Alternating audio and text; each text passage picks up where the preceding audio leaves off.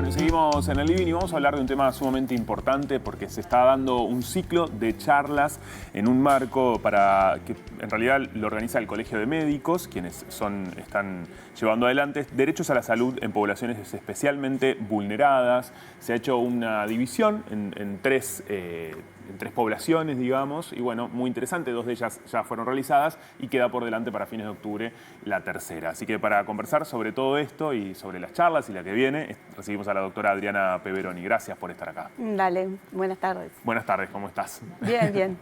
Bueno, poblaciones vulneradas, altamente vulneradas, ¿verdad? Sí. Se hizo esta división, de alguna forma, en 3 sectores. Claro, a ver, nosotros trabajamos en la Comisión Asesora de Bioética, en Bioética del Colegio Médico del Uruguay y la propuesta nuestra es tratar de acercar temas de la bioética clínica, de lo que tiene que ver con de cómo afecta o cuál es la mirada ética en la práctica clínica común que tenemos los médicos y el equipo de salud.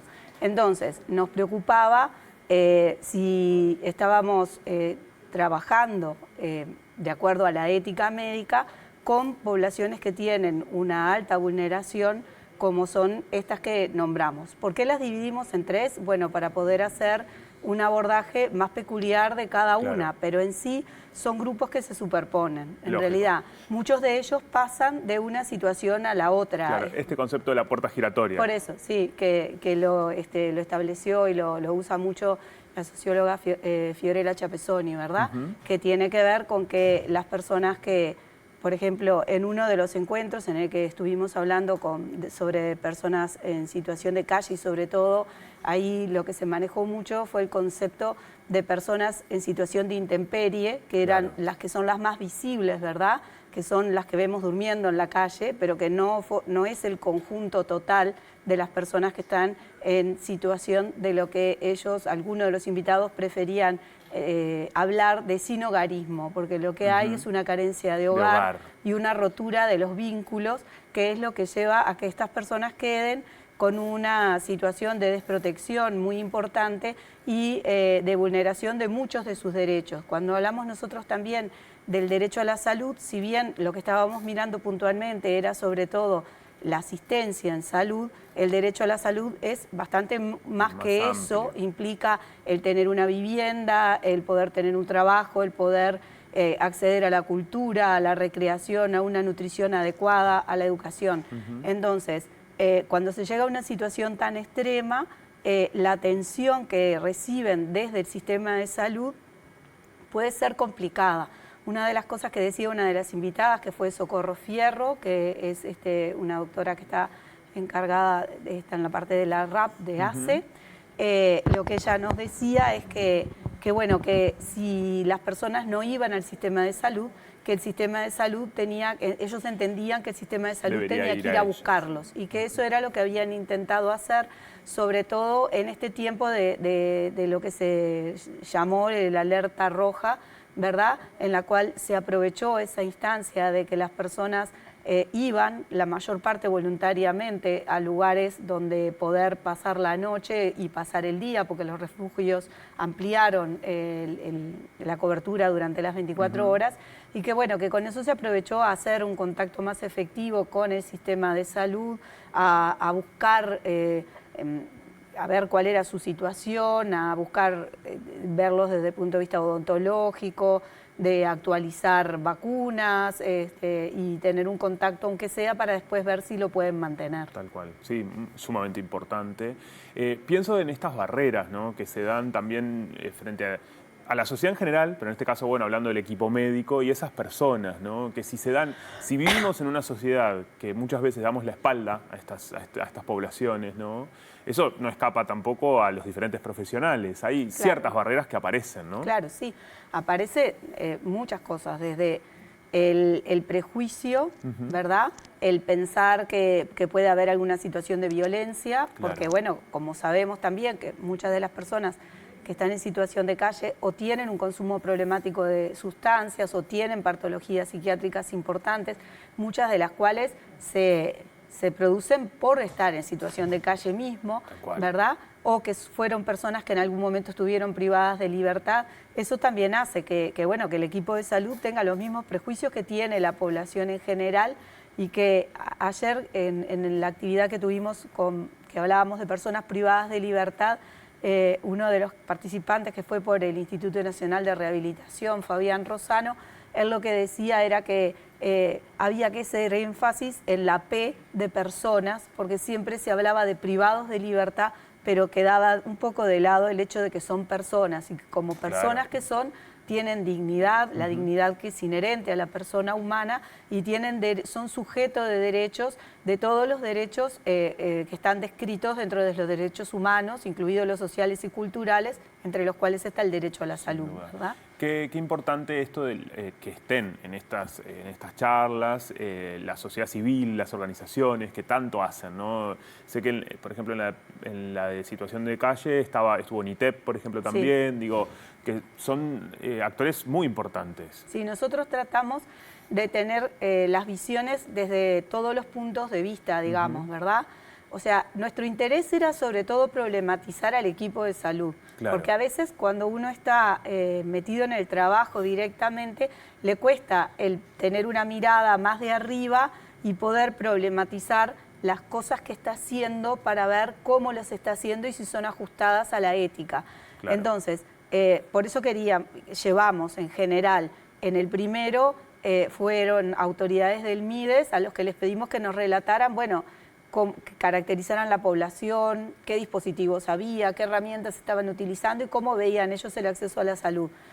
Por otro lado, fueron los representantes de quienes son los ejecutores de la atención en salud, por eso invitamos a ACE, que es el principal prestador, y como representantes de la organización civil en la que vimos de personas en situación de calle, invitamos a 2 organizaciones civiles.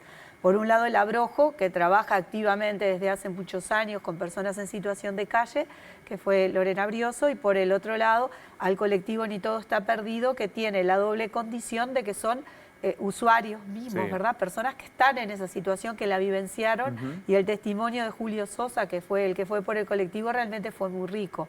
En esta última invitamos a familias presentes, porque bueno, no hay una organización de personas privadas de libertad, pero sí hay una organización de familiares. Entonces, y habíamos invitado también a otras organizaciones que trabajan con personas que están privadas de libertad. Qué importante esto que están realizando, ¿no? Esta que queda por delante. También pienso en que a veces pensamos la persona durante la atención, pero cuando vamos al médico después, ¿qué pasa después, ¿no? Claro.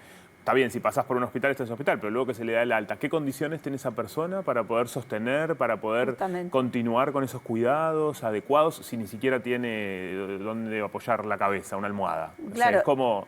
Está muy alejado de lo que debería. Vos ahí tenés varias tensiones que se dan, que influyen en cómo haces la atención, ¿no? Por un lado tenés el lograr la continuidad asistencial, que en una persona que no tiene un hogar fijo, por lo cual no lo podés referir de repente a una policlínica determinada, irla a buscar de ese lado, porque no sabés si mañana va a estar ahí o va a estar en otro lado. Eso en las personas en situación de calle te complica.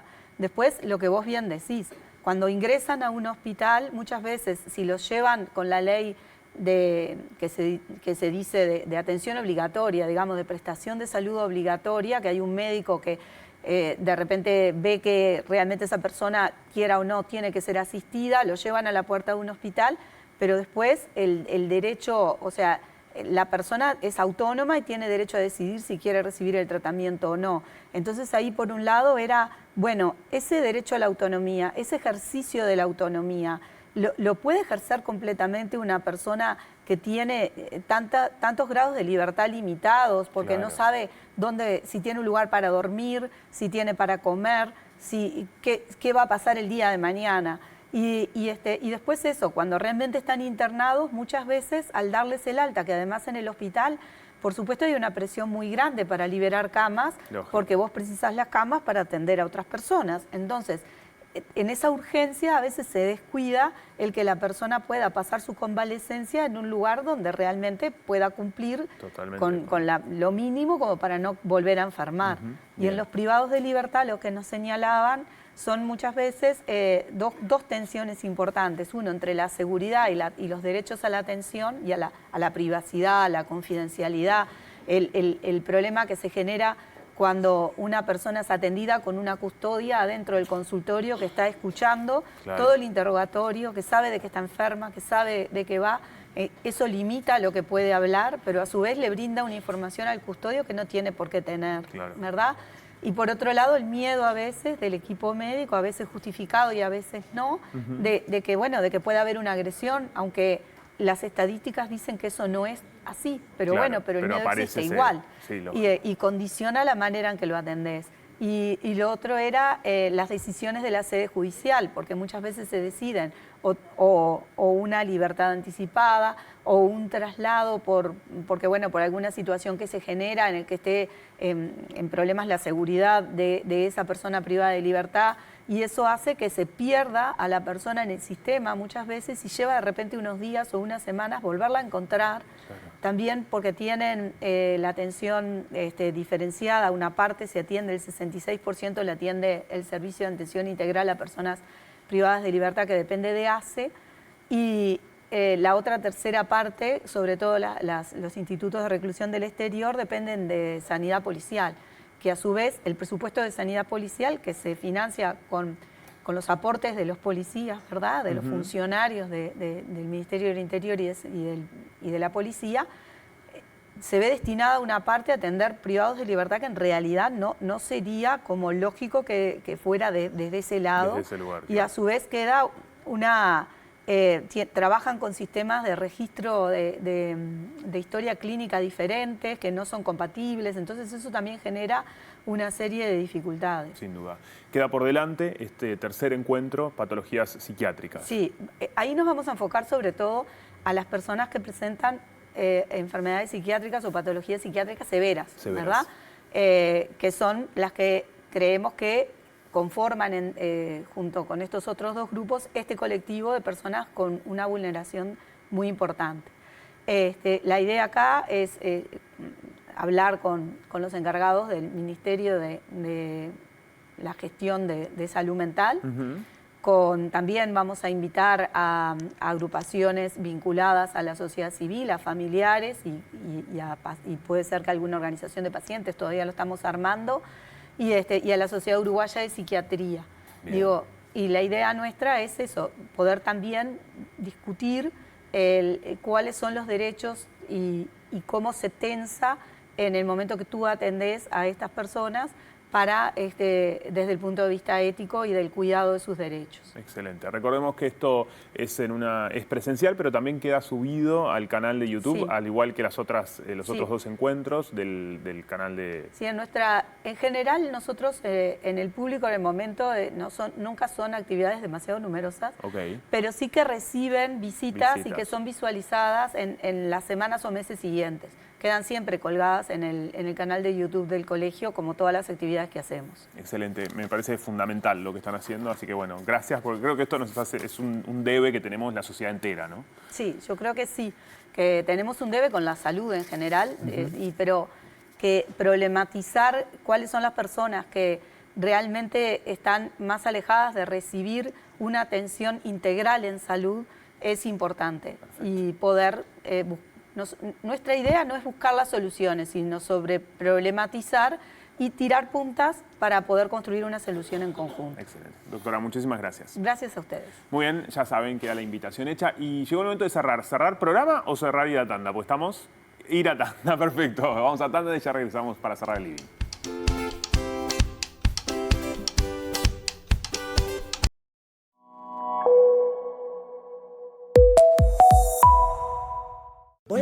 Festival Sonorama Uruguay.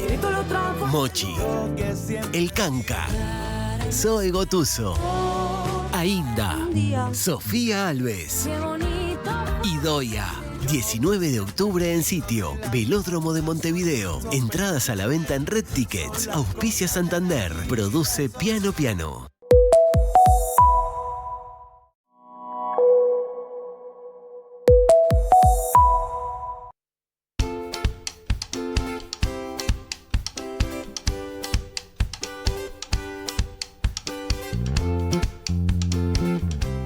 tenemos que terminar un ratito antes. Así es. Sí, así que nos vamos a reencontrar el próximo lunes. Que tengan un excelente fin de semana cargadito de actividades, Juanpi, ¿verdad? Y buena temperatura, creo. Es verdad. Caluroso. No, el domingo, cuidado. Bueno, pero lo que sea caluroso, aprovechenlo y la lluvia, aprovechenla también. Sí, exactamente, porque hay también pronóstico de tornados por algunas partes del país. Ok, bueno, a cuidarse. El domingo. Perfecto. Así que, pero el sábado sí de playa. Así que bueno, que tengan un excelente fin de semana. Nos reencontramos el lunes a partir de las 4 de la tarde cuando comencemos una nueva edición del Living. Gracias por estar del otro lado.